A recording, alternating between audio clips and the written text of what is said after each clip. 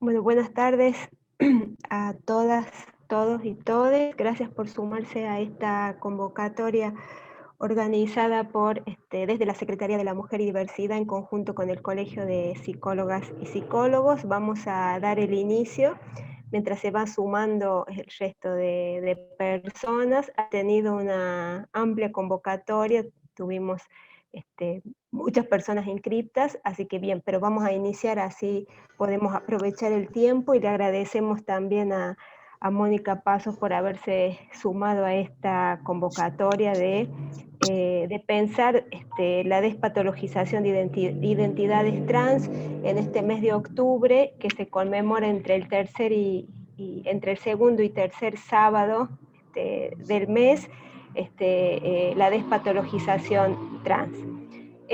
Antes que nada, vamos a invitar a nuestra subsecretaria de Promoción y Protección Integral de la Mujer y Diversidad, Florencia Dalmazo, a que les dé la bienvenida en conjunto con la presidenta del Colegio de Psicólogos y Psicólogas, Leda Giuliano Ferrari, y luego vamos a presentarla a Mónica para que dé inicio a la capacitación. Florencia. Bueno, ¿se escucha bien? Sí.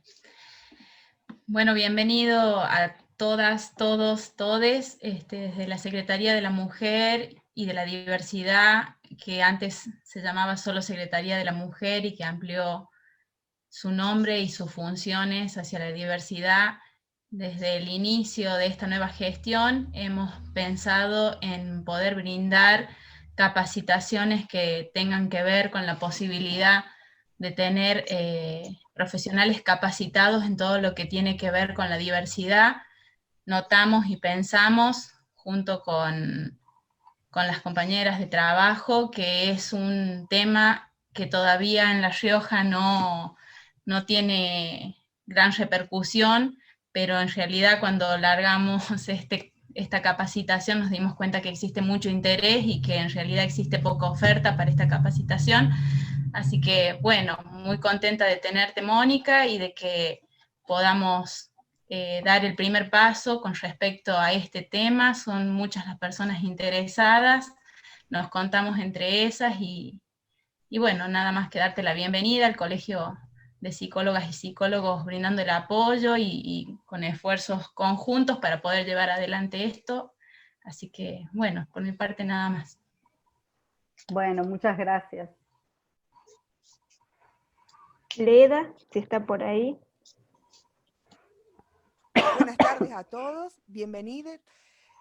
Muchas gracias, Mónica, por aceptar y por preparar esto tan rápido. Estábamos muy interesados en poder reforzar el tema de las capacitaciones en octubre, porque fue el Día de la Salud Mental, fue el Día del Psicólogo, y siempre apuntando esto desde una perspectiva de derecho. Así que bueno, bienvenidos a todos y muchas gracias por estar. Bueno, muchas gracias.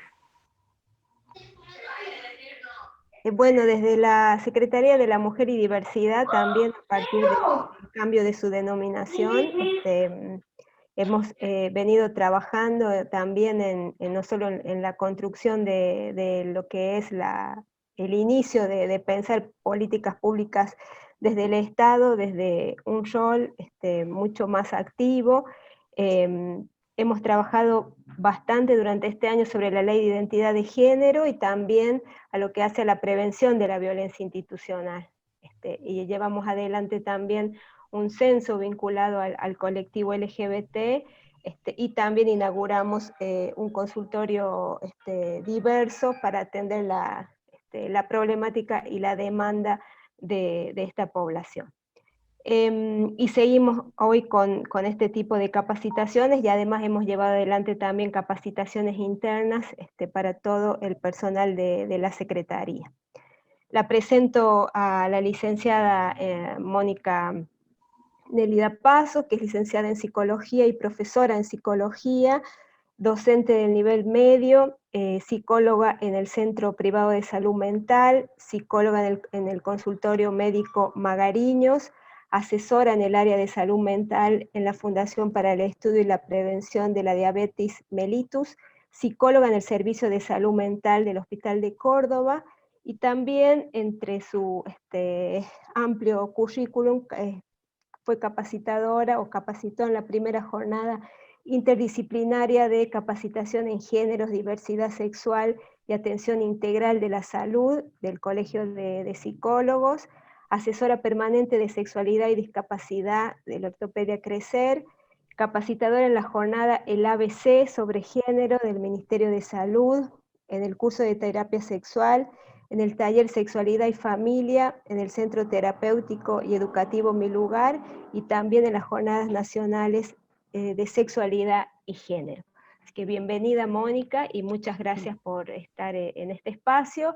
Quienes tienen dudas o quieren hacer consultas pueden ir dejando también sus preguntas en el chat.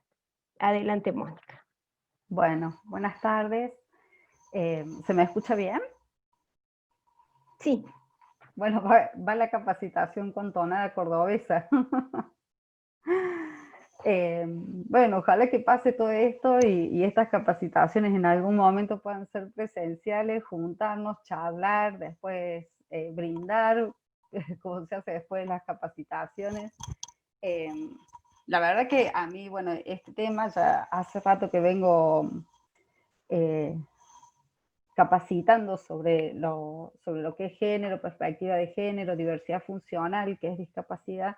Digo que todo esto, lo que me apasiona es el enfoque de derechos, ¿sí? O sea, para donde sea que vaya, empezar a respetar y que las políticas públicas tengan que ver con este enfoque, digamos, que se puedan abrir más, como dijiste, se abrieron espacios de consultorios inclusivos o diversos, y bueno, creo que por ahí va la cosa, ¿sí? Pero bueno, ustedes han tenido, para saber, han tenido capacitaciones sobre género, más allá de la ley de identidad de género, o sea, sobre género y ciertas corrientes que vienen hablando de género, más allá de lo psicológico. No, específicamente, digamos, lo que tiene que ver a las personas que están en este momento conectadas, no, desde la Secretaría de la Mujer y Diversidad internamente hemos tenido una capacitación con Cristina Montserrat, ¿no? Y hemos generado espacios internos de intercambio, pero excede, digamos, a las personas que están en este momento conectadas.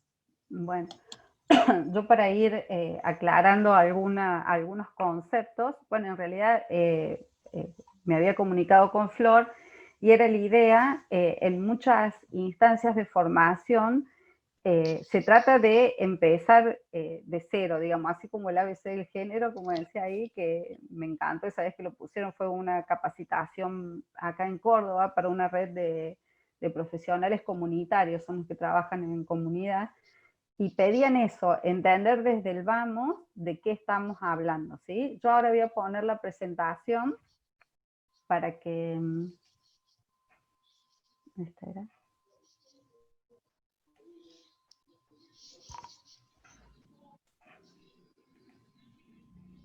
Bueno. Bueno, para hablar de la despatologización de las identidades trans... Bueno. ¿Sí? ¿Me escuchan? Bueno. Ah, hay alguien que tiene el micrófono prendido. Bueno, para hablar de la despatologización de las identidades trans, como primer concepto tenemos que entender que las identidades trans están dentro de este colectivo que decía Nalia, que es el de el colectivo LGTBQI+, y se deja el más para ir abriendo espacios a otras identidades sexogenéricas que puedan ir surgiendo o visibilizando, ¿sí? Entonces, para hablar de las identidades trans, de la despatologización de las identidades trans, tiene que quedar en primera instancia claro que está dentro de un colectivo, lo trans, ¿sí? Que cuando hablamos de lo trans, a veces tiene dos acepciones, generalmente desde donde se lo escucha, puede tener dos acepciones. Una que hace específicamente a la identidad de una persona trans, ¿sí? Transgénero o transgeneridad, que se le puede decir. Y también cuando hablamos de lo trans, así como una cuestión más general, de lo que estamos hablando también es como de un concepto sombrilla que se llama, que dentro de ese concepto van incluidos otros, no subconceptos, pero otras categorías, como ya vamos a ver ahí más adelante.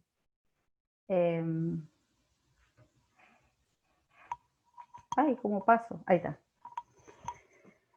Bueno, como decía recién, para hablar de estas cuestiones de género, que es la transgeneridad o lo trans, hay que ver qué se entiende y cómo se construye el género y por qué es necesario pensar el género, por qué llegamos a estas instancias, digamos, de capacitación y de leyes y de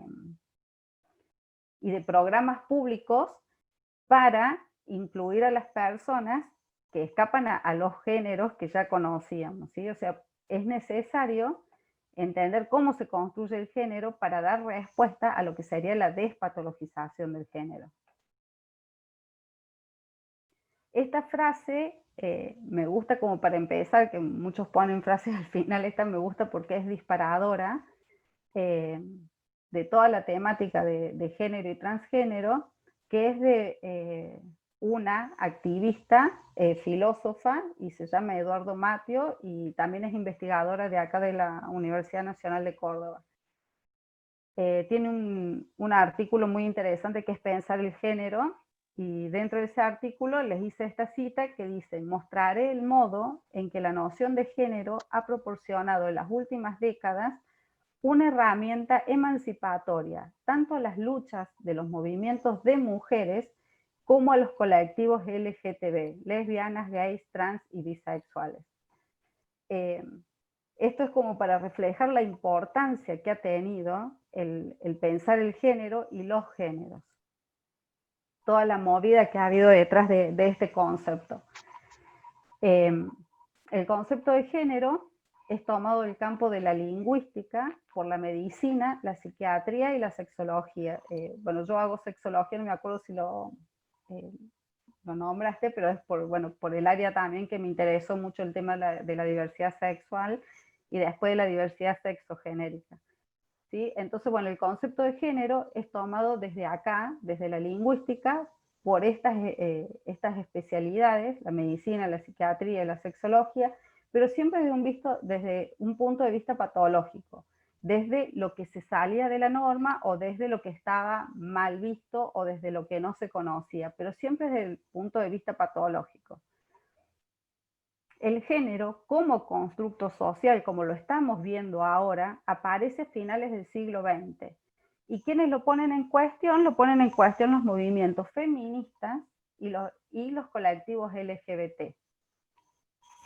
Son los dos movimientos que permiten empezar a pensar el género de una manera que no sea patológica, ¿sí? ¿Qué ponen en evidencia estos movimientos? Ponen en evidencia el paradigma de género heredado. El concepto del paradigma de género heredado es un trabajo de dos sociólogas que ahí tienen el nombre y que habla de una actitud natural del género, que este paradigma de género heredado lo que produce es una actitud natural de género. ¿Qué sería esa actitud natural de género? Es la creencia en que existe solo dos géneros, que es algo dado e invariable, que los genitales determinan el género, que la dicotomía masculino-femenino es natural y que la pertenencia a un género es natural. Ese es básicamente el paradigma de género heredado, que todavía lamentablemente persiste en personas, instituciones, políticas. Entonces, ¿qué hacen los colectivos, ¿no es cierto?, con el concepto de género?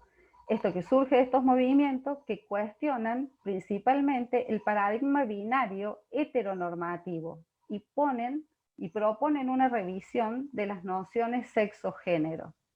¿Sí? Eso es básicamente lo que hacen los colectivos, empezar a pensar que este paradigma heredado de género lo que hace es reforzar todas las cuestiones binarias de género, entonces todo lo que queda por fuera de ese binarismo de género, que es el masculino, femenino, todo lo que queda por fuera es lo patológico. Entonces, estos movimientos empiezan a cuestionar ese paradigma binario y cuestionan no solamente las nociones de sexo y género, sino la heteronormatividad en general.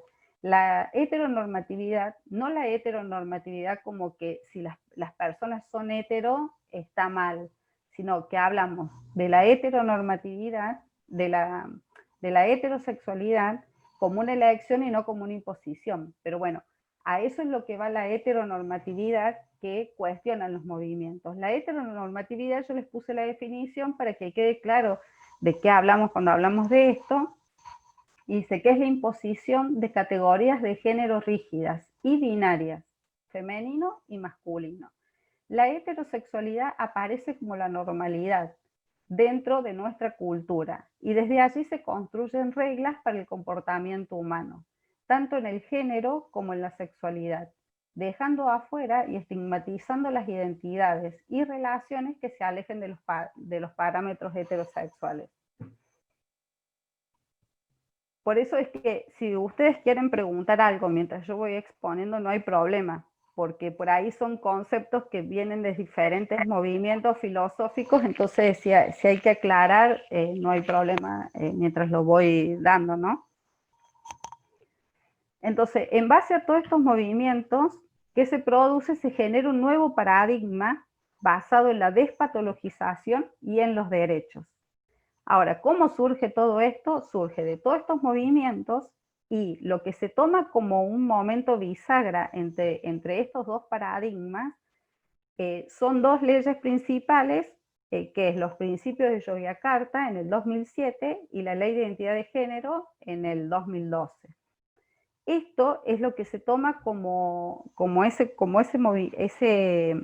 hito, digamos, entre lo que veníamos pensando, el paradigma heredado de género, y este paradigma nuevo basado en la despatologización y en los derechos de las personas con otras identidades que no sean las que ya veníamos viendo en el binario, ¿sí?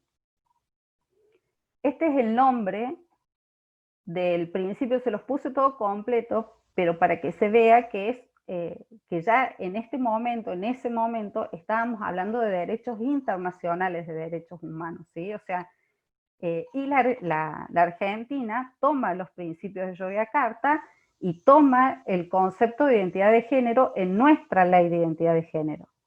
En los principios de Yogyakarta se llama Principio de Yogyakarta sobre la aplicación del derecho internacional de derechos humanos a las cuestiones de orientación sexual e identidad de género. ¿Qué hacen estos principios? Vincular el marco legislativo internacional de derechos humanos con cuestiones de orientación sexual e identidad de género. Se lo plantea directamente, ¿sí? O sea, a nivel internacional, y la Argentina toma estos principios y, como les decía, toma la ley el concepto de identidad de género tal cual está en los principios de Yogyakarta. La identidad de género, dice, es la vivencia interna e individual del género tal como cada persona la siente profundamente, la cual podría o no corresponder con el sexo asignado al momento del nacimiento, incluyendo la vivencia personal del cuerpo, que podría involucrar la modificación de la apariencia o la función corporal a través de medios médicos, quirúrgicos o de otra índole, siempre que la misma sea libremente escogida, y otras expresiones de género, incluyendo la vestimenta, el modo de hablar y los modales. ¿Qué hace esta definición? Deja abierto totalmente a la posibilidad de que las personas trans u otras personas con otras identidades sexogenéricas puedan tener libertad en lo que van a realizar en su cuerpo y si es que necesitan realizar alguna modificación corporal. No obliga, por eso dicen que bueno, ustedes han hecho capacitación en la ley de identidad de género, pero que lo inminentemente bueno de esta ley que tenemos es esa, la posibilidad de la total elección por parte de las personas, por ejemplo, de las personas trans, que se espera generalmente que hagan algún tipo de modificación corporal, o como puede ser alguna cirugía, o entrar en un proceso de hormonización, para nada es obligatorio. Por eso también dentro de la ley de salud mental, junto con la ley de identidad de género, se saca el procedimiento esto de dar aptos psicológicos a las personas para que puedan realizar algún tipo de tratamiento quirúrgico o de hormonización. O sea, eso se retira, a pesar de que en algunos lugares y acá en Córdoba se siguen pidiendo los aptos, va en contra de la ley de identidad de género. ¿Por qué se habla de cambios epistémicos? O sea, cambios realmente en la filosofía de pensar lo que es la diversidad sexual o la diversidad sexogenérico. Porque todas estas nuevas leyes y estos principios lo que traen es que, por ejemplo, ¿sí? ¿Me habló alguien?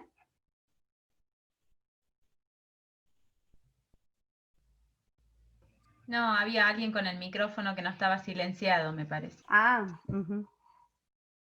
bueno, entonces, voy a correr esto. Ahí está. ¿Por qué se habla de este gran cambio epistémico? Porque, por ejemplo, se pone, en vez de hablar del sexo biológico, yo no sé si han llegado a estas partes por ahí, porque en todo lo que es avances en cuanto al conocimiento científico, incluso que nos proporcionan las personas trans, va como cambiando muy así, muy en el día a día. Y, por ejemplo, una de las cosas que se ha empezado a implementar es ya no hablar del sexo biológico, así con esas dos palabritas, sino que se habla de sexo asignado al nacer como solamente un marcador administrativo, ¿sí? O sea, ya incluso yo creo que esto es importante, por eso sí las capacitaciones, si me tengo que poner así rápido a preparar, y lo hago, porque es muy importante que los y las profesionales podamos también acceder a un lenguaje en el que ellos y ellas se sientan cómodos al hablar. Porque el sexo biológico, ¿qué se ha planteado? Que al decir sexo biológico se provoca como una jerarquía de lo que es más importante, que puede ser lo que realmente, con el sexo que realmente nacimos, y no con el concepto de sexo percibido o sentido. Entonces, intentemos dejar de lado las palabras y el concepto de sexo biológico, y a la persona, si necesitamos, sobre todo los profesionales o las profesionales que trabajamos interdisciplinariamente, por ahí es necesario, cuando trabajamos con médicos o médicas, en mi caso yo trabajo con una endocrinóloga en el hospital, siempre fue la discusión que hacíamos con la parte sexo biológico. ¿Por qué? Porque ahí sí quizás en esos ámbitos necesitamos aclarar a otro profesional que va a ser derivada a la persona que tiene determinada biología, masculina o femenina. En esos casos es como que, bueno, lo hemos discutido bastante, incluso con el colectivo trans acá en Córdoba, el tema de cómo se sentían cuando hablábamos de su sexo biológico, ¿sí? También, porque hay una cuestión filosófica que la plantea Judith Butler con respecto al sexo biológico, y dice ella, por ejemplo, que la categoría tanto sexo como género es una categoría cultural. ¿Por qué? Porque si nace un o una bebé, el hecho de decir, bueno, es nena, es de sexo femenino, ¿no? Entonces, automáticamente, ¿qué hacemos? Empezar a pensar en rosa, empezar a pensar en qué ropa, en qué juguetes, o sea, es automático.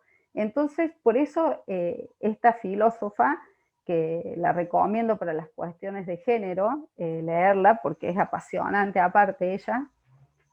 El tema del sexo y del género dice que las dos construcciones son sociales.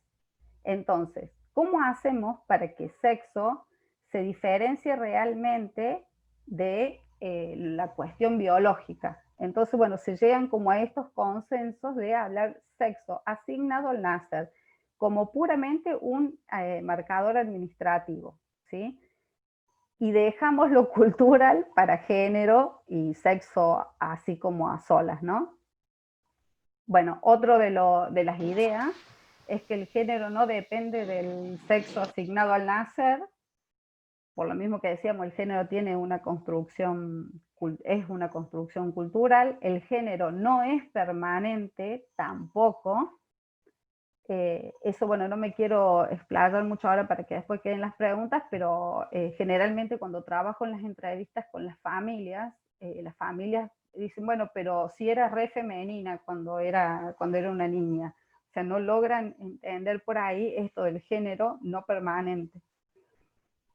También otra de las ideas es identificarse con un género diferente al asignado no es una enfermedad ni un error, sino una experiencia posible entre otras. Así como la cisgeneridad, digamos, las personas cis, es una posibilidad, es una experiencia, la transgeneridad es otra experiencia.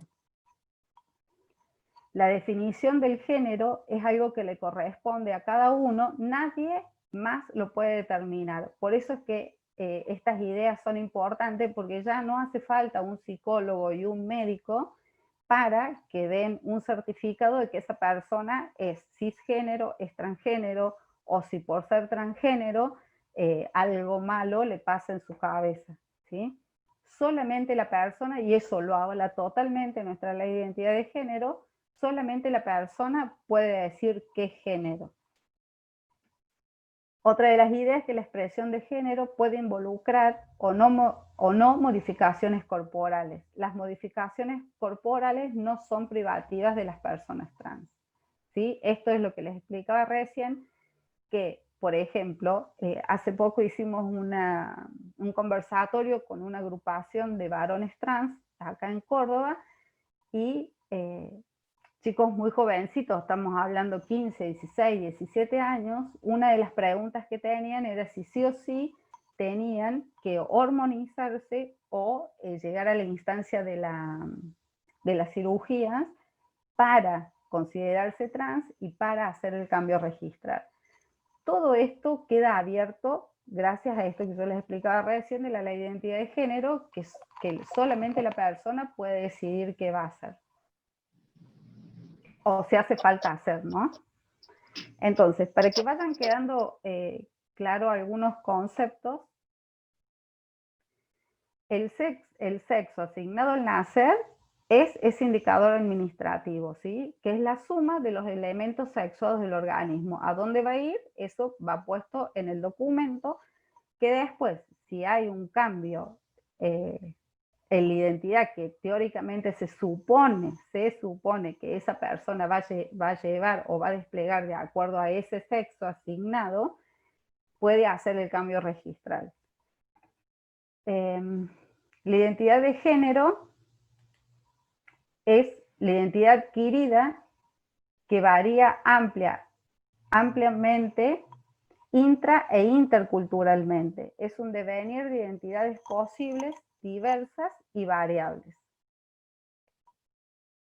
Es como para ampliar un poco la otra definición que ya había pasado, que es la que toma de los principios. Ahora, teníamos lo del sexo asignado al nacer, la identidad de género. Ahora, otro componente más para entender el género es la orientación sexual. La orientación sexual es hacia quién o quiénes se siente atracción emocional, afectiva y sexual. Es independiente de la identidad de género y de la expresión de género. La orientación sexual hay que despegarla directamente de la persona a la cual estamos viendo, por llamarle así de alguna manera. O sea, la orientación sexual puede ir por cualquier lugar y no estar pegada casi nunca la identidad de género. Dentro de la orientación sexual tenemos la orientación sexual homosexual, que es la del mismo género, que son gays y lesbianas, la orientación, la bisexual, que puede tener atracción por los dos géneros, masculinos y femeninos, y a diferencia de lo bisexual y lo pansexual, que a veces se confunden estos términos, es que lo pansexual es con independencia del género. ¿Por qué con independencia del género? Porque no solamente nos pueden gustar masculinos, femeninos, sino también personas no binarias y personas que se catalogan, se sienten y se despliegan como agéneros. Por eso, esa es la gran diferencia entre la bisexualidad y la pansexualidad. Bueno, la heterosexualidad es la atracción emocional, afectiva y o sexual de mujeres a varones y viceversa, ¿sí? La orientación sexual heterosexual es una orientación más.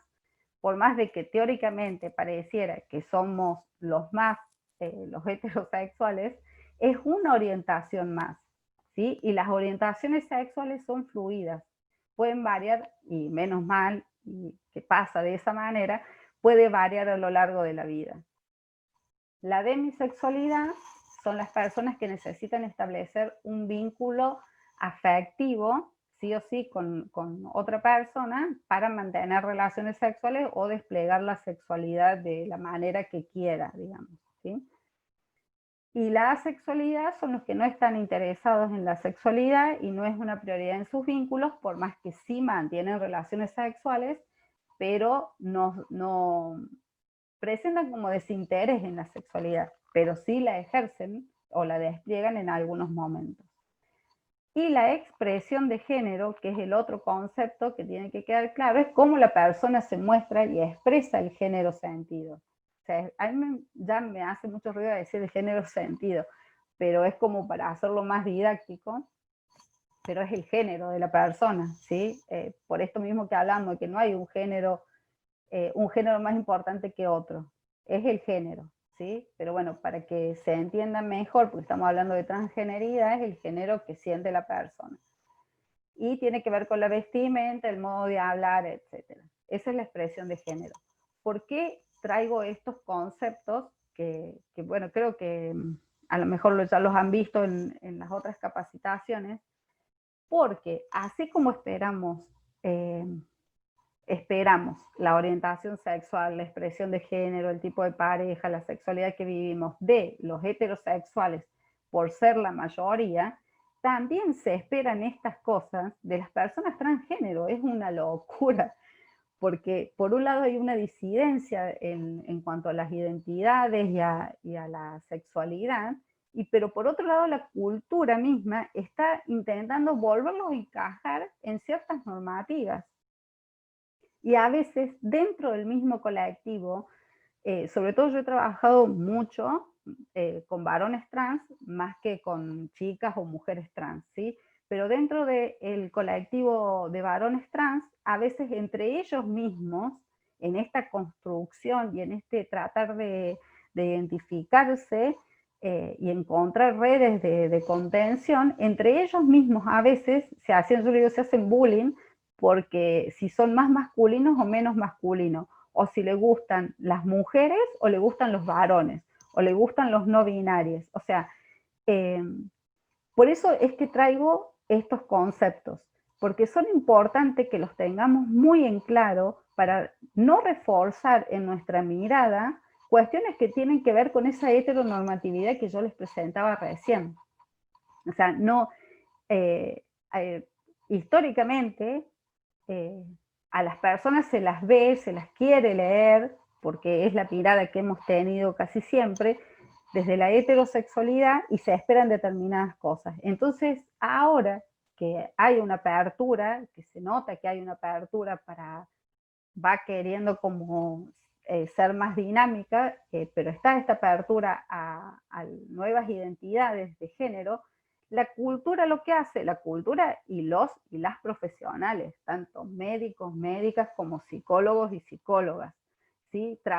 Se intenta, digamos, como volver a meterlos en una normatividad, que para ser trans tiene que pasar por esto, que para ser trans tiene que tener esta orientación sexual, que para ser trans tiene que tener esta expresión de género. Y realmente con los varones trans con los que yo he trabajado acá, tienen una orientación sexual súper amplia, que eso la verdad que es hasta emocionante, digo, porque son las únicas personas que he visto que tienen una orientación sexual tan variada, y me parece súper enriquecedor para su sexualidad, para el despliegue de la sexualidad y para la variación de las parejas que tengan, sean parejas ocasionales, digo, personas ocasionales en su vida o parejas que sean más estables. Y la expresión de género también vuela a su imaginación y a lo que realmente ellos sienten, porque a veces se trata de, por ejemplo, si es un varón trans, bueno, que deje de usar las cosas femeninas, las que consideramos femeninas, ¿no?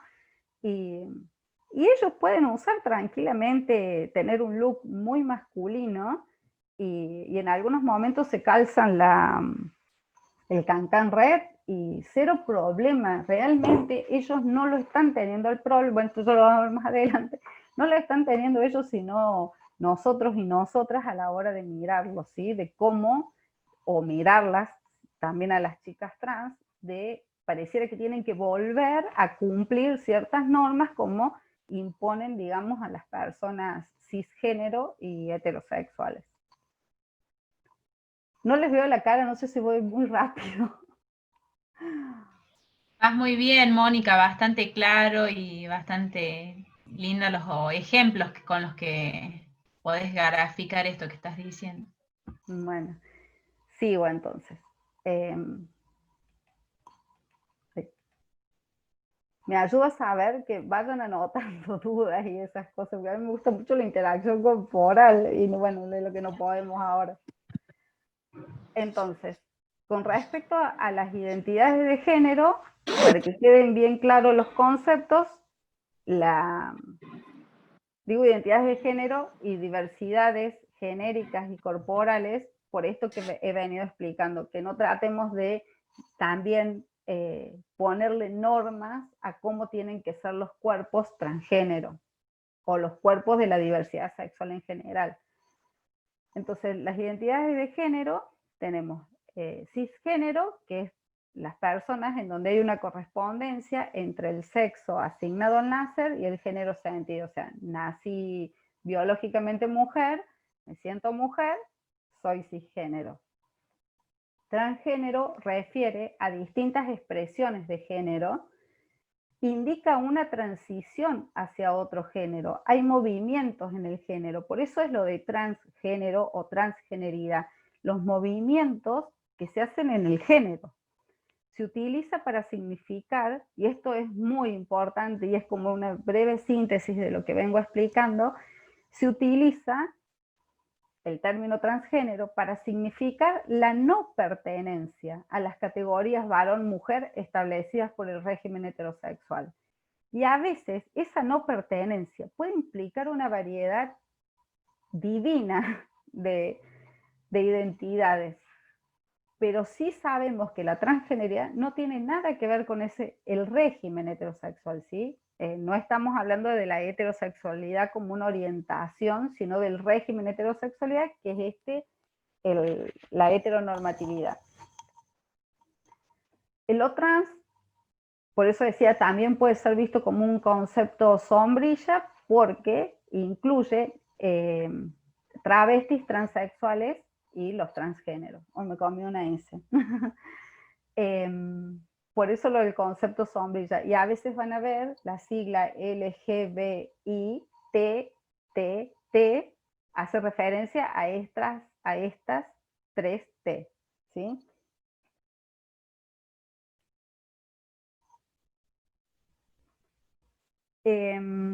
Esta es una definición que fue una de las primeras que encontré, es en una guía de atención integral que se llama de personas lesbianas, bisexuales, transexuales, intersexuales, que son de unas formadoras que yo tuve en lo que era sexología humana, ¿sí? La palabra trans se usará como término general para referirse a personas cuya identidad y o expresión de género no se corresponde con las normas y expectativas sociales tradicionalmente asociadas con el sexo asignado al nacer. Por eso el concepto trans es como muy abierto a esto, ¿sí? No busca delimitar, sino como abrir las experiencias de las identidades.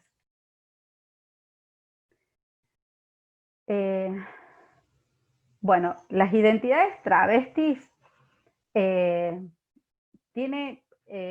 como dos maneras como muy, no son tan diferentes, pero sí no son por ahí tan compatibles, digamos, a la hora de explicar, que es uno de los conceptos que más en cuestión se ponen actualmente. ¿Por qué?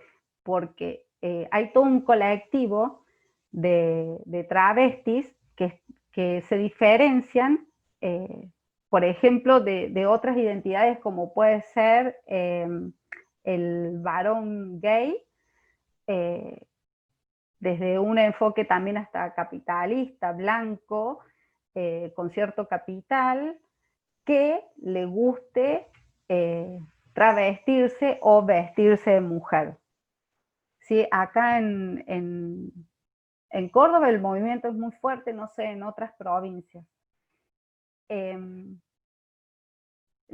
Y es una identidad realmente. Ellos y ellas, ¿por qué digo ellos? Porque también pueden tener una expresión de género masculina, pero generalmente se identifican con cuestiones femeninas. Hasta ahora no hay manera de salirse de lo binario al explicar estos aspectos femeninos y masculinos, porque lo tenemos como súper incorporado y no hemos encontrado, creo a lo mejor va a venir en algún momento algunos conceptos que puedan relativizar esto de identificarse con cuestiones femeninas y con cuestiones masculinas. Hasta ahora es como, es un nudo de pensamiento que estamos tratando de ver para dónde va. Pero bueno, para las identidades travestis, el sexo asignado al nacer es generalmente varón. Digo generalmente varón, ¿por qué? Porque dentro del colectivo este de varones trans, ¿qué pasa con los varones trans? Muchos se están identificando con la identidad travesti. ¿Por qué? Porque no quieren ejercer la masculinidad hegemónica, ¿sí? O sea, son varones generalmente muy jóvenes, porque de los más grandes hemos perdido mucho el rastro y están más invisibilizados, pero de todos estos colectivos con los que ando trabajando, muchos de los varones trans no quieren ejercer ni desplegar una masculinidad hegemónica. Que el tema de masculinidad y masculinidades es otro tema como muy amplio para trabajar, pero sí tienen en claro esto. Por eso el sexo asignado al nacer, no sé si lo estoy confundiendo, pero bueno, el sexo asignado al nacer generalmente es varón, porque van a encontrar el varón biológico, por ejemplo, con expresión de género femenino. Pero también van a encontrar varones trans, o sea que su biología es un cuerpo de mujer, pero que se representan como varones travestis, porque no quieren ejercer esa masculinidad hegemónica, quieren salirse de eso. Entonces suelen identificarse con una identidad femenina, suelen identificarse, o sea, no es que sí o sí. Su expresión de género es variable, es muy variable, por esto que le digo, porque ahora muchos varones trans se están identificando con esta identidad. Entonces la expresión de género que van a encontrar es amplísima. Puede o no haber modificaciones corporales también, o sea, no es necesario. Es muy variable de acuerdo a la región, esto que les decía, la identidad travesti está muy trabajada acá en Córdoba, que en Buenos Aires también hay un movimiento muy grande, pero bueno, no sé, la verdad en otras provincias eso tendría que ver, y menos en otros países, ¿sí? muy variable de acuerdo a la región, y en otros países solamente se cataloga a travestis, a personas que usan ropa y expresión de género que no es el asignado, que también es válida la definición, porque cualquiera de nosotras o nosotros podemos transvestirnos, o sea, usamos ropa de mujer, podemos pasar a usar ropa de varón con una performance, ¿sí?, de varón. La transexualidad es un adjetivo general. Esto me gustó mucho por lo de lo adjetivo. Está en otra de las guías de atención integral, utilizado en un ámbito médico, porque generalmente no vienen las personas y dicen soy transexual. O sea, se presentan cisgénero, transgénero, travesti. Bueno, está también dentro o parecido o más cercano a lo travesti, también la identidad marica, que es también parecida a esto, que se opone al gay tradicional que conocemos. Es un adjetivo utilizado en el ámbito médico para referirse a las personas que buscan cambiar o han cambiado sus características sexuales secundarias a través de intervenciones médicas para feminizarse o masculinizarse, sean con hormonas o con cirugía. Pero generalmente el término transexual se usa más en el ámbito médico. Mónica, tengo dos preguntas ahí para que escribieron en el chat. Una, si podría explicar la intersexualidad. Esa es la primera. Y la otra, Candelaria, que nos dice soy psicóloga y trans, y que no entiende el concepto de travesti como lo despliega en la filmina. Disculpa, la última no te escuché bien. ¿El concepto? De travesti como lo despliega en la filmina. Y sí, podría incluir el texto de Loana Berkins para referirse a la identidad travesti. Ser transexual no es adjetivo, nos dice Candelaria, que es psicóloga y trans. Claro, por eso expliqué la transexualidad. Sobre estos conceptos, que lo dije al principio, puede haber diferentes acepciones también, de acuerdo a la región en que lo usemos, de acuerdo al colectivo al cual estemos más cercanos o cercanas, y de acuerdo también a los movimientos filosóficos que van produciendo conocimiento y al movimiento médico, ¿sí? Que no son movimientos, bueno, sí, lo pongamos como movimiento, seamos generosos, pero para hablar con los médicos, por ahí es necesario, por ejemplo, usar lo de transexualidad para que ellos o ellas entiendan que o está esperando alguna modificación corporal o que ya se hizo una modificación corporal, ¿sí? Eso con respecto a lo transexual. Transexual, si nos ponemos como rígidas o rígidos a la hora de desmenuzar el término, también si nosotros, digamos, unimos, o no es unir, asimilamos el concepto de sexualidad y el concepto de género como una misma cosa, podemos hablar de transexualidad o de transgeneridad indistintamente. Yo trato siempre de dividirlo, porque puede haber una disidencia genérica y no una disidencia sexual.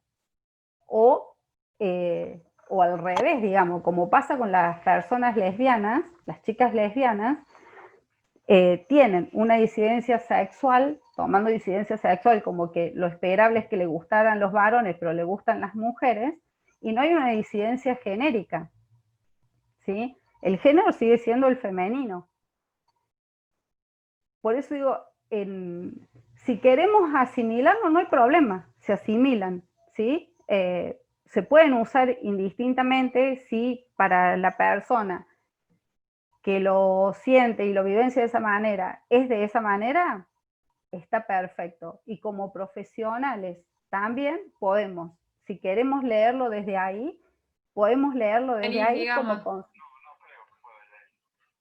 están hablando. si como profesionales queremos leerlo desde la asimilación de esos conceptos, también es válido. Por eso es que dije, en esto lo que me gusta es que obviamente los conceptos no están cerrados, ¿sí? O sea, sobre todo, y yo lo he trabajado también con el colectivo trans, de decir, bueno, ¿cómo se sienten ellos al ser una persona cis? La persona que por ahí tiene que trabajar con ellos, tiene que dar capacitaciones sobre una identidad que no es la mía, y la respuesta siempre fue en positivo, de decir, bueno, las personas trans no han llegado todavía a los lugares en donde están las personas cis. O sea, poder desplegar, recién ahora se están abriendo los cupos, recién ahora las personas trans están pudiendo ingresar a la facultad, algunos con mayor facilidad, otros no, u otras no, pero estos temas de los conceptos podría ser para discutir años y años. Y realmente una de las cosas que más importa, más allá de que si lo estamos entendiendo como la diversidad, sea la persona, el respeto por la persona, los derechos que esa persona tiene, y si por ese tema de la identidad, que no es la identidad sentida, sino el problema cultural que existe en relación a la identidad, lo que genera malestar, estar ahí para apoyar, para ayudar, para asistir y para contener, ¿sí? Entonces, por ahí estos conceptos todavía están en cuestión, ¿sí? No sé si más o menos respondí. Lo de intersexualidad creo que viene ahora.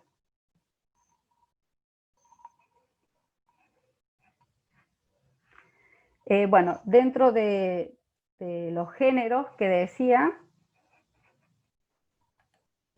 el género no binario, y en esto, por ejemplo, también encontramos que algunos lo ponen todos separados, todos juntos, o son conceptos que se pueden asimilar, o si también los podemos como separar.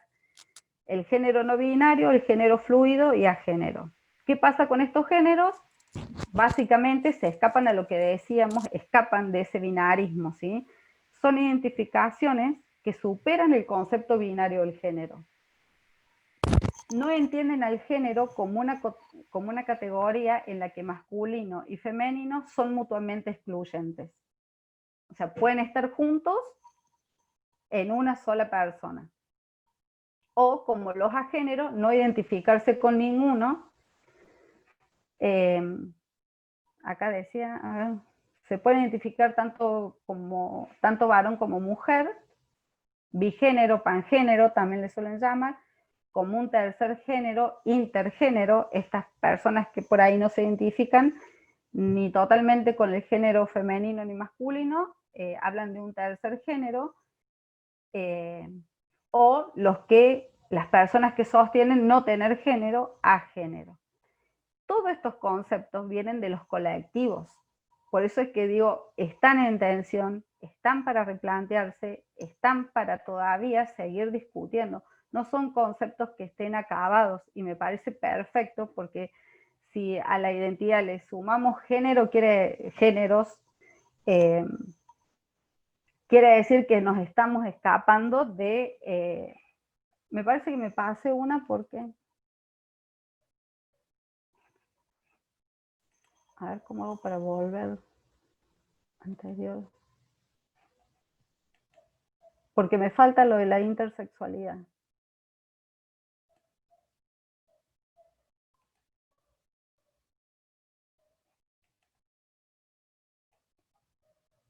No, me debo haber, cuando le agregué unas cosas, le haber sacado.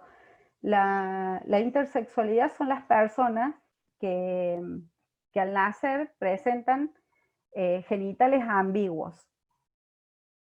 Para que voy a poner acá. Ay, esta virtualidad, ahí está. Presentan genitales ambiguos, entonces ese indicador administrativo que yo hablaba es confuso. ¿Qué se hacía antes? el médico o la médica decidía qué sexo iba a priorizar, ¿sí? Si el sexo femenino o el sexo masculino, hablando desde la biología. Y teóricamente obviamente como pasa actualmente, sobre ese sexo asignado, ese sexo que se priorizaba al momento del nacer, se hacía la construcción cultural. También los colectivos intersex, ¿qué hicieron?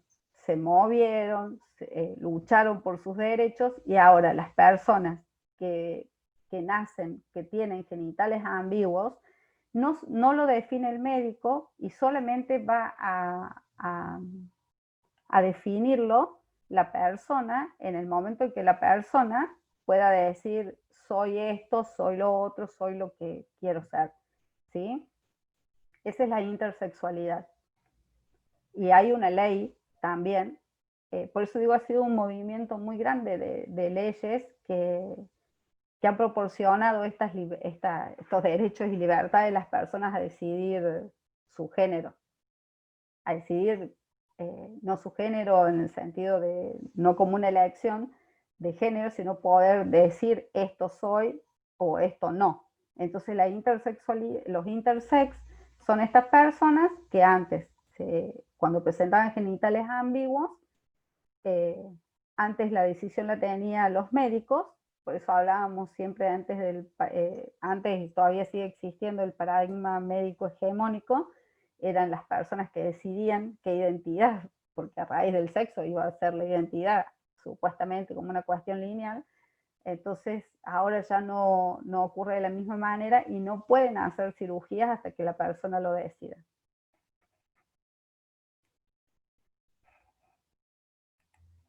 Bueno, las responsabilidades del equipo de salud, ¿sí? Esto es válido para todo el colectivo de la diversidad, más allá de las personas trans. El trato digno, que está dentro de la ley de identidad de género, que bueno, ya lo han visto ustedes en las capacitaciones, pero bueno, esto sí, la persona, tratar a la persona como la persona manifiesta, si es en masculino o femenino, y con el nombre, no autopercibido, porque bueno, es lo que estamos tratando de sacarlo de autopercibido, sino su nombre, el nombre que haya elegido. Tener una mirada despatologizadora de las identidades sexogenéricas diversas. Esto lo logra sí o sí la capacitación, o salvo las personas también profesionales que se hayan acercado por lo que sea, por amistad, por familia. Yo estoy en contacto con una psicóloga que tiene un hijo varón trans y bueno, obviamente la llevó a irse por estos lados, pero esa mirada despatologizadora la dan mucho para la mayoría de los y las profesionales, las capacitaciones, ¿sí?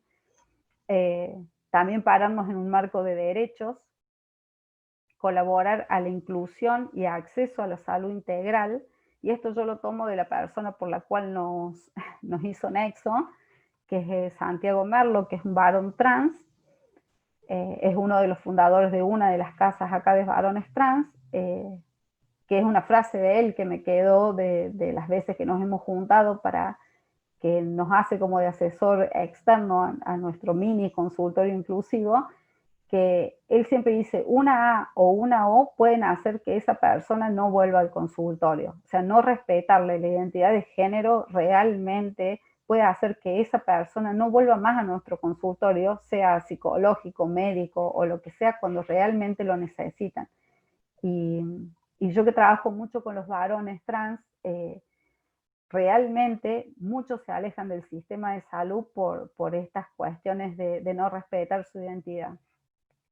También a veces niegan la atención, hay un maltrato explícito o dinámicas expulsivas sutiles.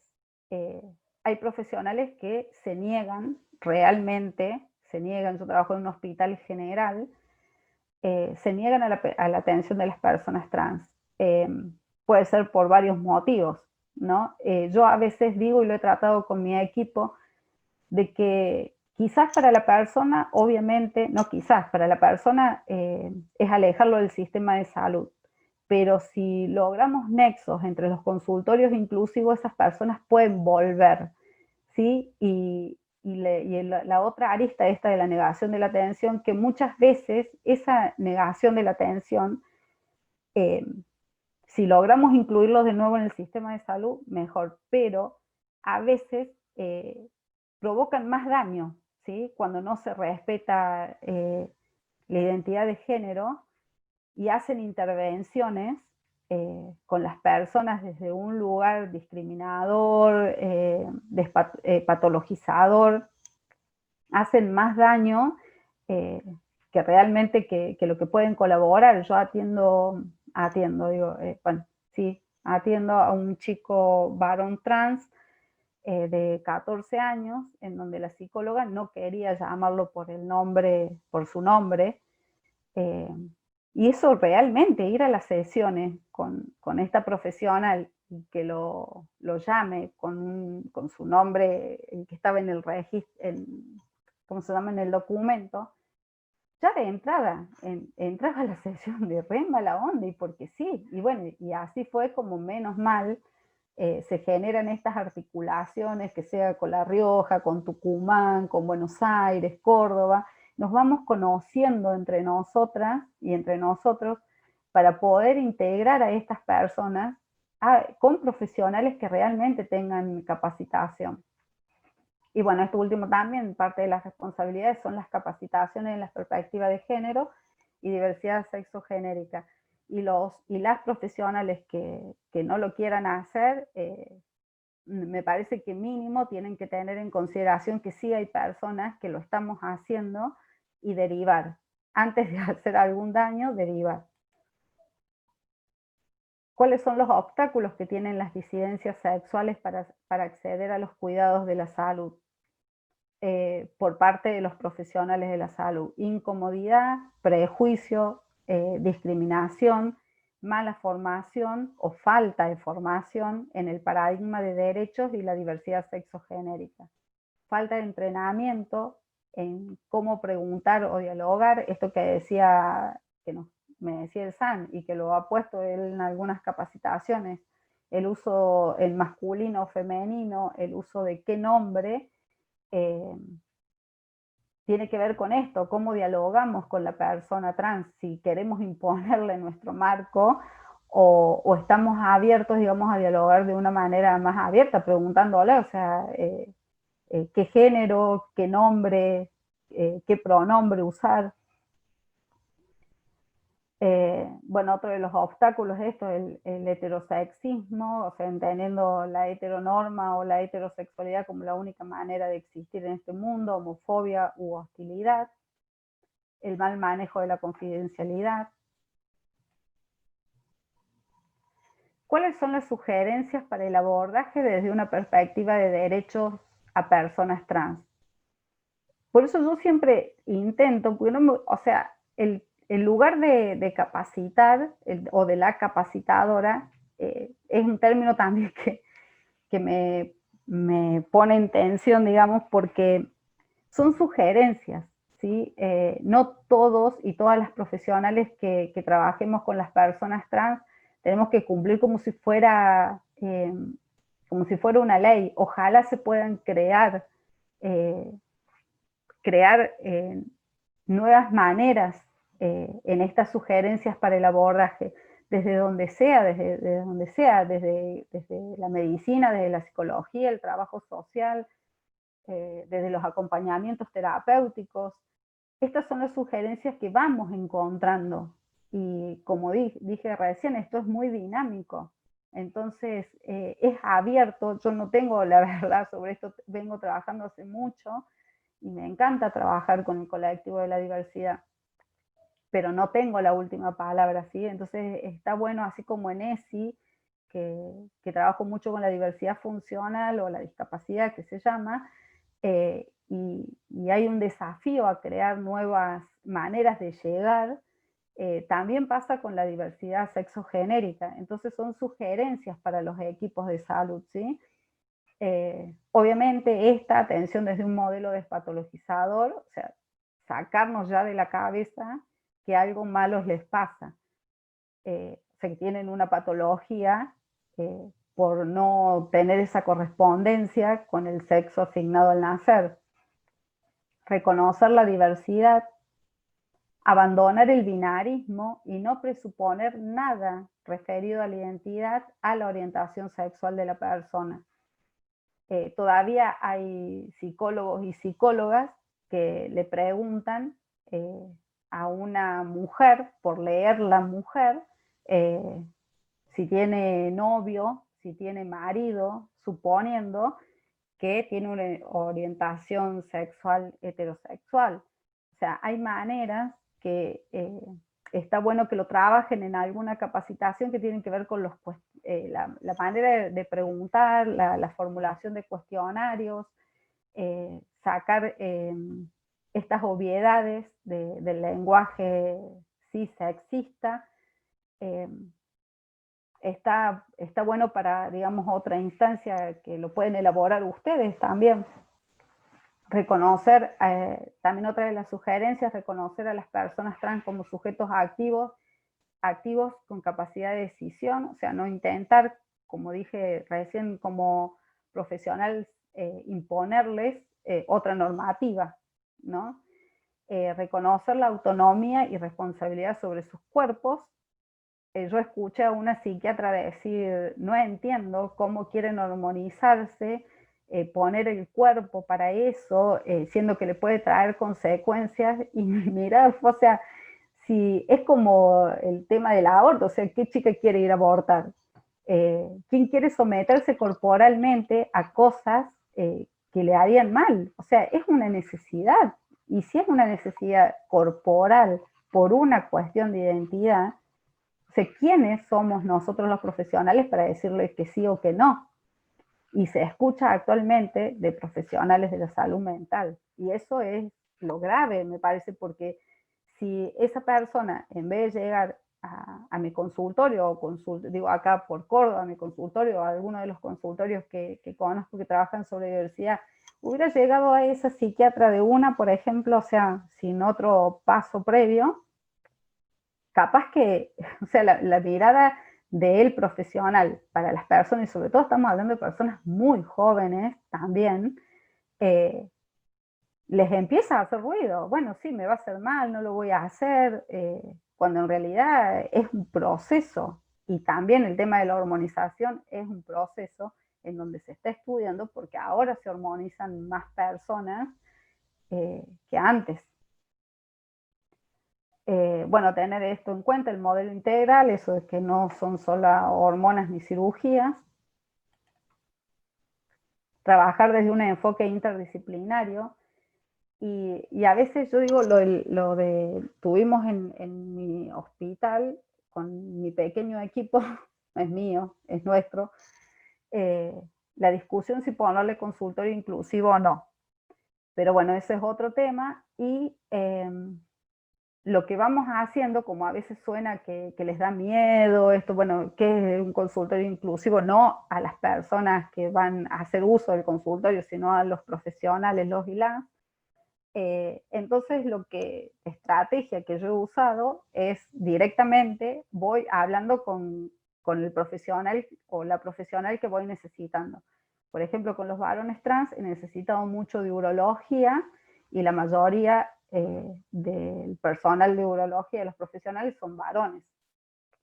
Entonces me tomé el mini trabajo o el gran trabajo de aclarar, es un cuerpo biológicamente femenino y está teniendo estos problemas, su nombre es Juan, necesito un turno. En vez de por ahí que se me hace más difícil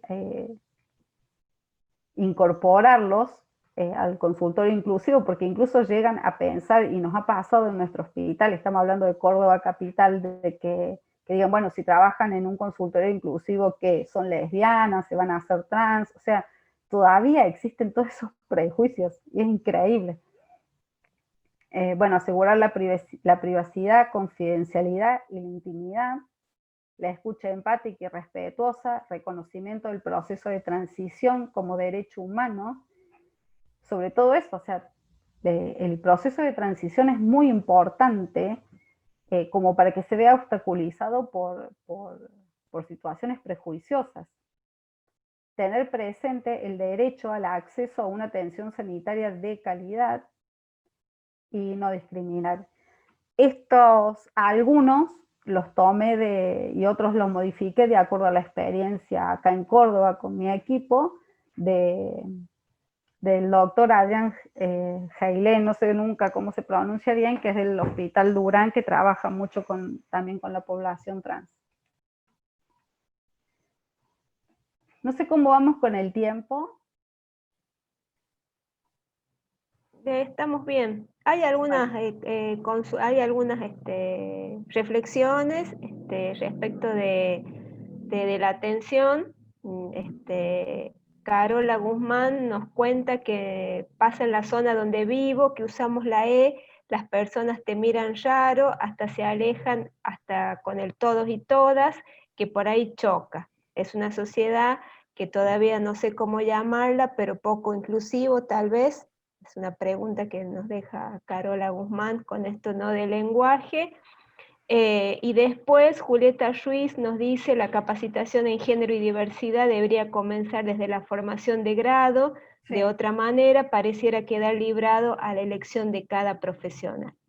Tal cual, coincido totalmente con el último comentario. Acá en la Facultad de Psicología, si por ahí acá en Córdoba recibe estudiantes de todas las provincias, recién ahora, estoy hablando de este año, están incluyendo materias que tienen que ver con la diversidad sexogenérica. De hecho, el año que viene participamos, yo como sexóloga, formada en la perspectiva de género y de diversidad sexual y de diversidad funcional, tenemos un grupo de investigación y de estudio y vamos a dar una materia, pero que es electiva, con respecto a la sexología, que sería la sexualidad y todos estos enfoques, ¿no? Pero bueno, sigue siendo electiva. Creo que para el año que viene van a poner una que sea una materia obligatoria, y es que tendría que ser. Eso totalmente de acuerdo. Y la persona que decía esto de la si llamarlas sociedades no inclusivas, sí, son no inclusivas, lamentablemente. Y todavía siguen mirando raro a las personas que usamos el o que diferenciamos entre todas y todos, y eso hace al régimen heteronormativo y al régimen patriarcal en el que vivimos, ¿sí? O sea, con nombrar en masculino entramos todas. No entramos todas. Estamos todas, todos y todes, que generalmente son las personas no binarias. Bueno, esta parte hace más alusión a lo que yo he trabajado. No me gusta el yo, pero bueno, Santi me dice: tenés una vasta experiencia y hay que socializarla, porque da ese paso a abrir conocimiento científico, pero para conocimiento científico, bueno, me parece como, pero sí, para poder ponerlo en juego, ¿no? Y que varios, el otro día fue un encuentro provincial de consultorios inclusivos de Córdoba, de toda la provincia, y éramos poquitos, y que parece gigante, pero bueno, logramos por lo menos conocernos las caras a través de la virtualidad de quienes estamos trabajando. Bueno, esto es lo que yo he observado, porque obviamente querían hablar particularmente de la despatologización de las personalidades, de las identidades trans. Lo que he observado en el consultorio, ya hace unos años que atiendo a varios varones trans, sí lo he comentado con otros y otras profesionales que trabajan con chicas trans, y con la endocrinóloga que trabaja conmigo, y más o menos coincidimos que tanto en varones como en mujeres trans está sucediendo lo mismo. Esta experiencia mía son generalmente con varones muy jóvenes y chicas jóvenes. ¿Qué fue lo observado? ¿Por qué llegaban al consultorio? Obviamente no es por el famoso apto, llegaban, hay dos maneras de derivación generalmente para mi consultorio. Una, cuando la endocrinóloga detecta algo que necesita que se trabaje para acompañar la transición, los deriva conmigo, o a veces de la Casa de Varones Trans o de otro colectivo que se llama Varones Trans Córdoba, por estos contactos que vamos haciendo a pulmón, también suelen derivarlos directamente al consultorio. ¿Qué observé yo en esta población? Un estado de ánimo generalmente muy depresivo, pero no por la cuestión de identidad de que no logran definirse, no tenía nada que ver con el sentir de la identidad, tenía que ver con dificultades en inserción laboral, dificultades que encuentran en la familia para la aceptación de su identidad y en la sociedad, ¿sí? Eso les genera realmente un estado de ánimo depresivo. No quiere decir que estén cursando una depresión como trastorno, sino estado de ánimo depresivo. Ideaciones suicidas, violencias físicas y psicológicas, tanto por la familia como sus parejas, sean parejas estables, ocasionales, parejas sexuales. Con respecto a las corporalidades, hemos trabajado mucho qué cuerpos para qué identidades. Esta cuestión de repensar los cuerpos hegemónicos, como son los cuerpos que se esperan de los cuerpos hegemónicos y también qué se espera de los cuerpos disidentes. O sea, trabajamos, ponemos en cuestión todos estos conceptos. Con ellos particularmente, porque les comenté que trabajaba más con varones trans. Con respecto a la salud sexual, que tiene que ver con esta parte de mi especialización, que es la sexología, los cuidados a tener en cuenta en las prácticas sexuales. Hemos trabajado las mal llamadas disfunciones sexuales, por dónde anda circulando el placer sexual, las elecciones en las prácticas sexuales, el permiso a la experimentación para incrementar el placer sexual. El acompañamiento en la transición, indicarles que deben realizarlos bajo supervisión médica, porque ¿qué pasó? Por lo menos acá en Córdoba se veía que circulaba la hormonización, ¿cómo se llama? Sin prescripción médica. O sea, se empezaban a hormonizar como hacían las chicas trans con lo que ya sabíamos que antes se colocaban aceites de avión y otras cuestiones que no eran bajo ni tratamiento ni supervisión médica. Entonces, bueno, como llegaron varios chicos con esta situación de hormonización sin control, ahí sí hacía una derivación con la endocrinóloga y les explicaba la necesidad de que tengan esa supervisión y ese control. También he trabajado los tipos de vínculos de pareja, parejas formales, ocasionales y sexuales. La pareja en transición ha sido un tema muy interesante para trabajarlo porque hay personas que han transicionado ya teniendo una pareja. Entonces la pareja empieza como en una crisis en donde se trabajó conjuntamente también con la pareja. Esto también de reflexionar sobre el amor romántico, que tiene que ver con estas normativas de cómo tienen que ser las parejas.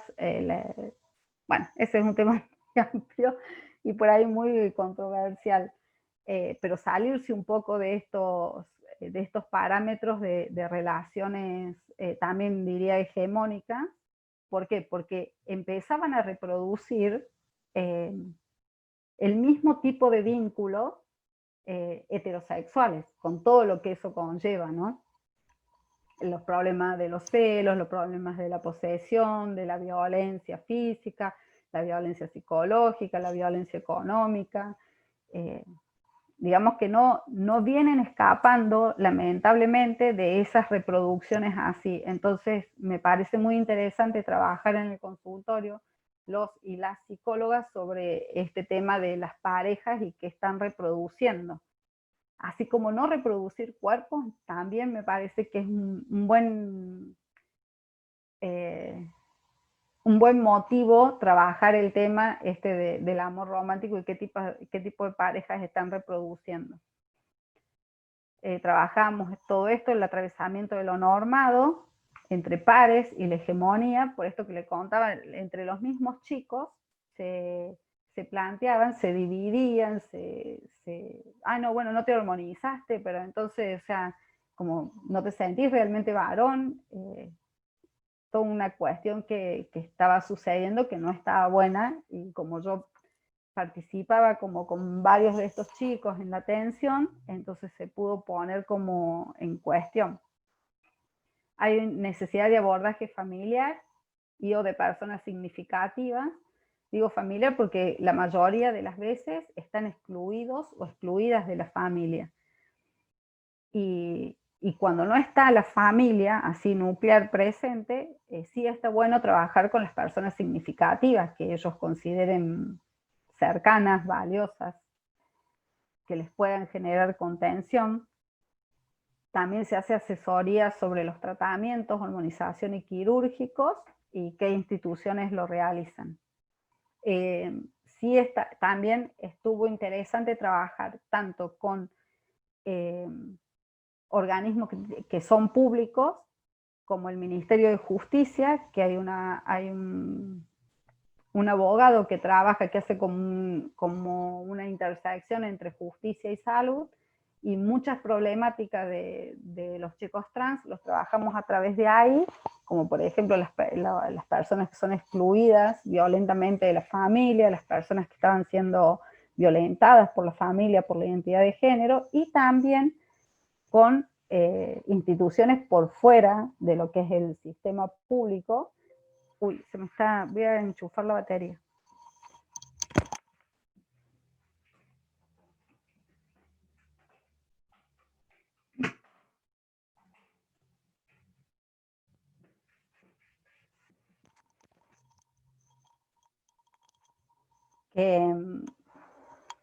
Que tienen que ver con, por ejemplo, la Casa de Varones Trans u otras agrupaciones que no pertenecen al gobierno, sino son ONG, creo que la mayoría se llaman así. Bueno, esta es una frase de un varón trans activista que me gustó porque como que resume un poco porque este tema es larguísimo. Aborrezco, dice él, aborrezco el término autopercepción e identidad autopercibida. Me parece un concepto cisexista que perpetúa jerarquías inaceptables. ¿Cómo es que hombres y mujeres cis tienen identidad y el resto tenemos identidades autopercibidas?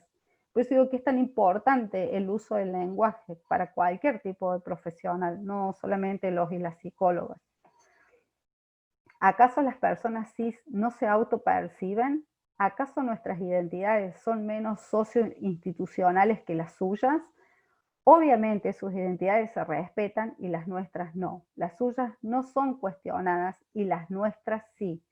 Pero lo que está en juego en cada caso es el cumplimiento del derecho a la identidad, no el carácter mismo de la identidad. Por eso es que yo les comentaba recién sobre las grandes discusiones a veces que se producen sobre los términos, y me hace pensar si esas discusiones está bueno plantearlas, pero si solamente nos centramos en eso, nos estamos olvidando del derecho fundamental a la identidad. Sobre todo, si ya escapa a la cuestión de identidad binaria, si es transgénero, transexual, no binaria, estamos hablando de identidades disidentes. Y si nos quedamos eternamente a discutir con qué nombre, me parece que va a atrasar muchísimo. Y si algo aprendí también del Santi, como varón trans, militante, capacitador de la ESI, es que no hay tanto tiempo para ellos y ellas. Porque como ya sabrán, porque han hecho esto de la capacitación de la identidad de género y es de público conocimiento, en las chicas trans, porque en varones trans todavía no hay estudios de eso, pero en las chicas trans sí hay un promedio de vida que es real de 35 a 36 años. Entonces me parece que lo urgente es que accedan a los derechos, obvio, el derecho a la identidad y cualquier otro tipo de derecho. No más creo que nos hace falta saber si es que hace falta saber como profesionales, son identidades disidentes, son identidades no heteronormativas. El nombre por ahí sí, lo podemos hablar, negociar, pero me parece que, y sirve a los colectivos, no quiero decir que no hay que plantearlos, porque por eso está la sigla LGBTTQI+, porque hace falta que cada colectivo, intracolectivo, se replanteen, se nombren, porque no me acuerdo cuál era la filósofa que decía, si no se nombra no existe.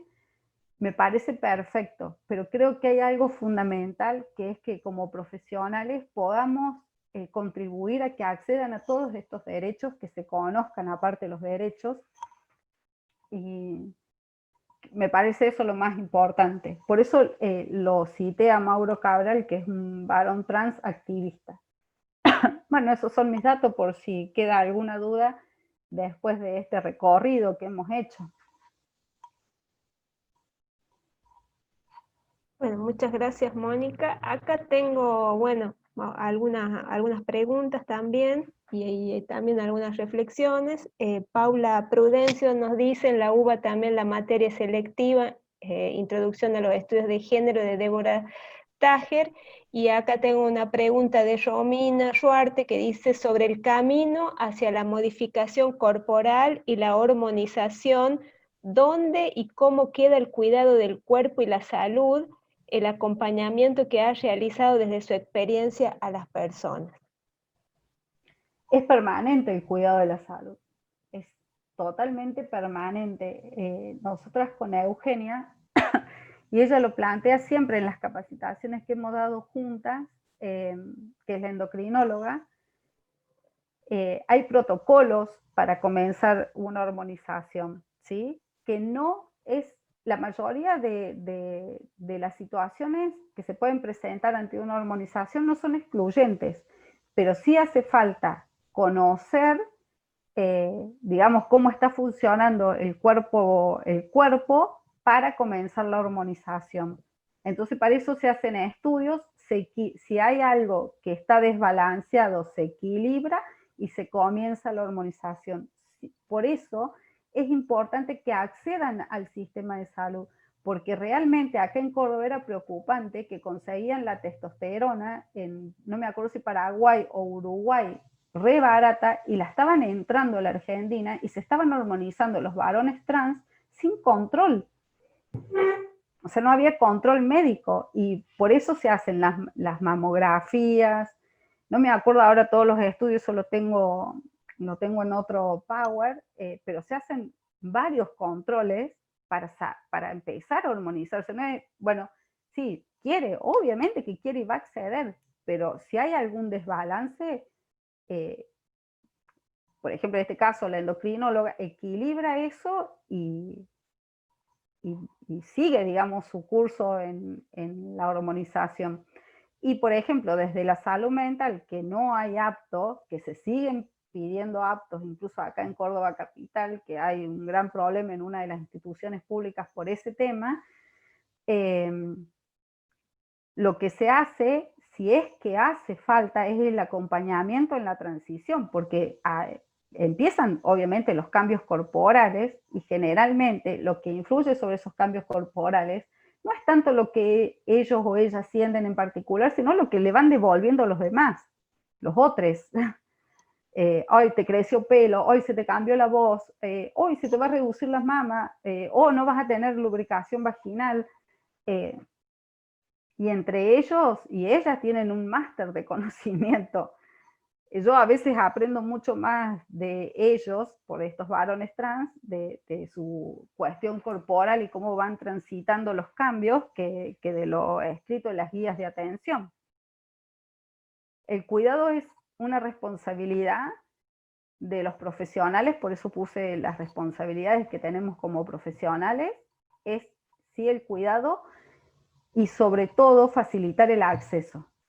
Si hay que poner inclusivo para que lleguen, se pone inclusivo, pero sí hace falta ese cuidado del cuerpo, obvio, y eso lo tenemos que manejar los equipos que estamos en la atención de la diversidad.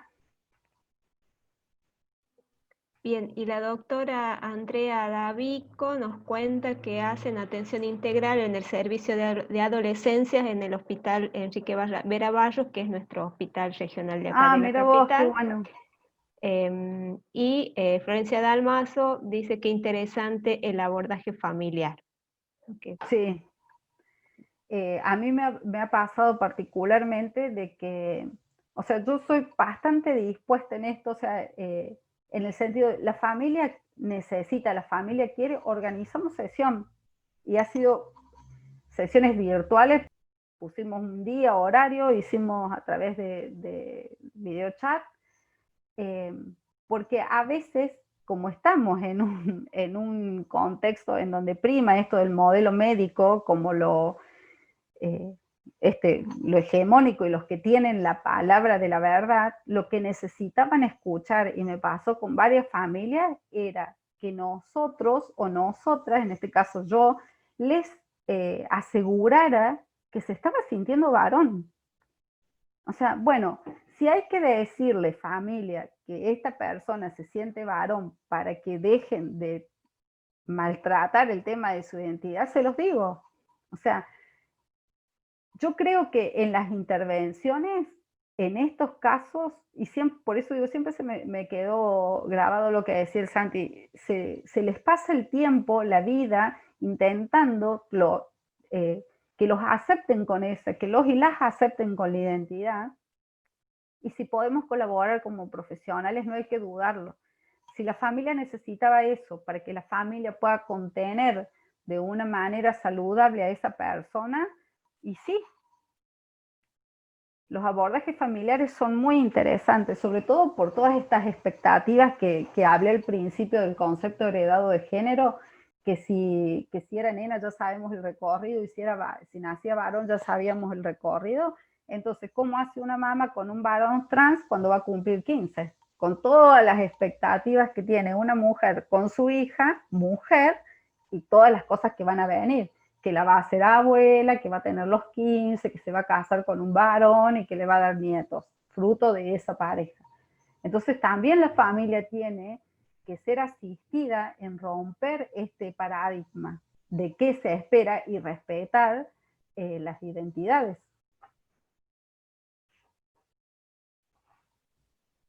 Bien, no sé si hay más consultas.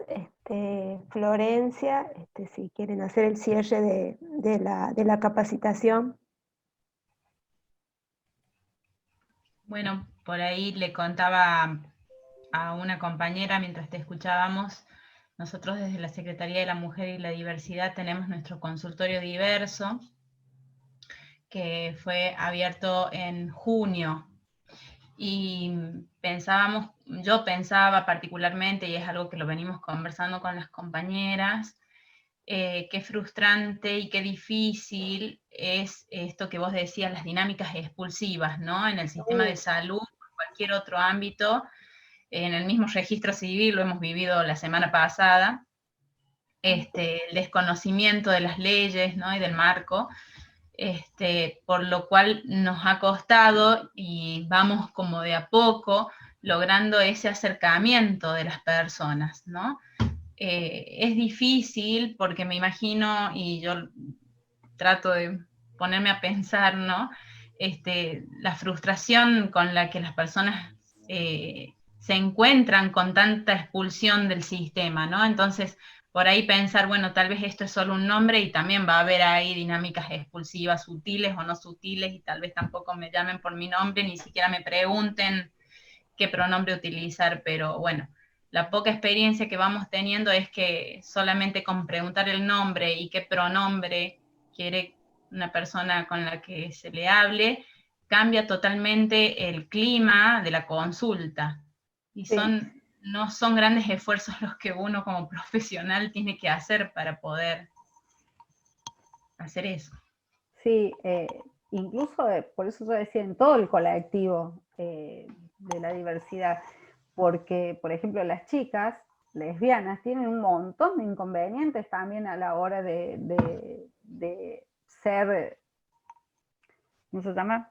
No me gusta el nombre atendidas, bueno, que son recibidas y hacen la entrevista con los y las profesionales, porque dan por sentado, te leen mujer, y que ya, no sé, o que tenés relaciones sexuales penetrativas, que tenés novio varón o marido, que vas a querer tener hijos, o sea, es increíble la cantidad de cosas que se atraviesan en el momento en que una persona cruza esa puerta y ya los y las están leyendo de una manera en particular. Y luchar contra eso realmente es bastante desgastador. Yo lo que hacía, por ejemplo, con los chicos que iba atendiendo, que no es mi función, pero por eso digo, o sea, yo no tengo problema, incluso debatamos terminologías, busquemos una filósofa que nos explique, hablemos desde otros lugares, yo no tengo problema.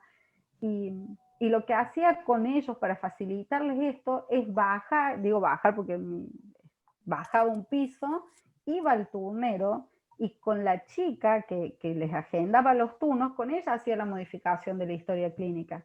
Porque también los chicos, estos varones trans, no sabían que podían cambiar su nombre en la historia clínica sin tener el cambio registrado. La chica, la primera respuesta me dijo, no lo puedo hacer, tengo que preguntar arriba porque no me dejan si no tiene el cambio registrado. Digo, eso va en contra de la ley de identidad de género. O sea, tenemos que estar constantemente apelando a la ley para que se hagan esas modificaciones. Pero si hay que hacerlo, hay que hacerlo. Si se pelea Sí, de desde hecho, la ley... acá en La Rioja, en el Hospital de la Madre y el Niño, tiene un sistema único en el que los y les profesionales pueden realizar el cambio directamente, ¿no? Ah, Sino mira, eso que está muy bueno. existe ese desconocimiento de la ley de identidad de género, pero el sistema lo permite perfectamente. Claro, está perfecto que sea de esa manera. Porque por la cercanía con la persona, podés hacerlo directamente. Y el vínculo de confianza permite esa posibilidad, ese pedido, ¿no? Bueno, Mónica, como dice Analía, no hay más consultas en el chat, muy rico el encuentro, la verdad que tu experiencia, tus ejemplos para nosotros son muy enriquecedores, como dice la doctora Davico, son pocos los espacios en los que se logra esta atención y aún así tenemos muchísimo camino por recorrer, aprender como una construcción colectiva con ellas, ellos, ellas, ¿no? Esto que vos siempre decís, uno aprende más de ese intercambio, tal vez que de los libros o de los filósofos o de las corrientes. Nada más que agradecerte y bueno, nos estaremos encontrando en otro momento. No sé si Leda o alguna de las chicas de la comisión directiva quiere decir algo. Bueno, también agradecer mucho este espacio. Me parece que también, a ver, además de que nosotros hemos crecido en una sociedad con heteronormativa, también nos implica como profesionales un desafío por ahí a la incertidumbre de ver con qué nos encontramos con ese otro enfrente, y me parece que por eso por ahí es tan difícil el paso o llevarlo a la práctica, digamos, a la hora de atender. Esperemos que todas estas capacitaciones tengan un efecto rápido, concreto y real en las atenciones. Y bueno, nada, agradezco mucho, digamos, a Mónica por la exposición y a todos los presentes que mostraron su interés en la temática. Bueno, muchas gracias. Gracias. Bueno, muchísimas gracias a todas, todos y todes por haberse tomado el tiempo y participar de esta construcción que es colectiva y que también es transversal. Así que será hasta cualquier otro encuentro que espero sea pronto. Bueno, chao a Gracias, Mónica. todos. Chao. Chao, gracias.